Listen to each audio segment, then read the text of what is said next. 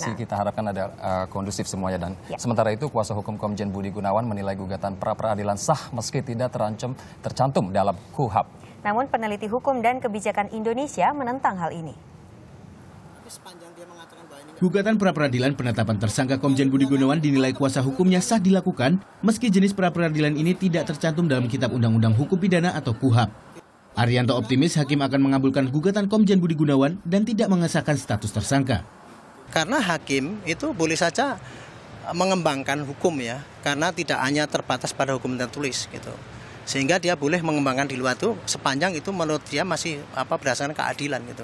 Dari mengacu pada itu maka ya kita sekarang menganggap bahwa ini penyidikan nggak benar ini menurut kita ya. Kita sebagai penyidik yang pengalaman itu harusnya kan prosedurnya kan jelas mesti begini dan sebagainya.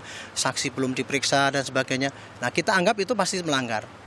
Sementara itu, pakar hukum tata negara menilai sidang pra-peradilan adalah jalan baik yang dilakukan dalam penyelesaian dua institusi. Ini penyelesaian yang sangat bagus, penyelesaian yang sangat beradab dan bermartabat, tidak mengerahkan orang begitu untuk demo sana demo sini, tapi bertempur di pengadilan. Itu kan sesuatu yang kita kehendaki. Jadi ini sesuatu yang betul-betul harus kita apresiasi. Ini sesuatu yang betul-betul bagus menurut saya gitu ya. Pemerhati hukum tata negara Said Salahudi menilai pra-peradilan untuk kasus ini, hakim haruslah menolak gugatan dari Komjen Budi Gunawan. Kalau kita rujuk pada KUHP pasal 77 itu, ada kondisi-kondisi yang sudah diatur mana saja yang bisa dipra-peradilankan. Nah, dari tiga ketentuan di pasal 77 KUHP itu, ada nggak yang terkait dengan penetapan tersangka? Nggak ada.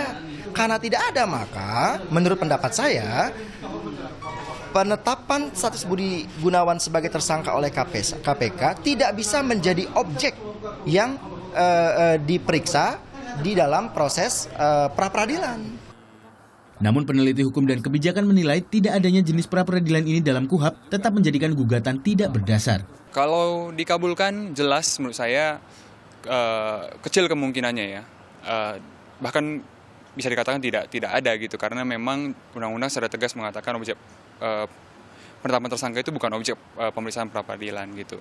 Nah, dan ini juga himbauan bagi hakim sebenarnya untuk memeriksa dan memutus dengan independen, dengan seadil-adilnya, dan mengacu pada undang-undang gitu.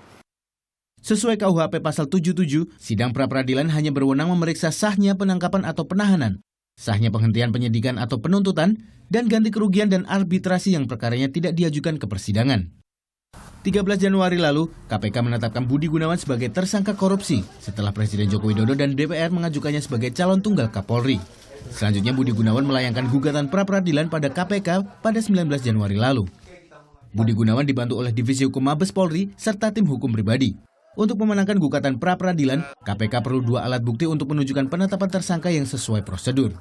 Tim Liputan melaporkan untuk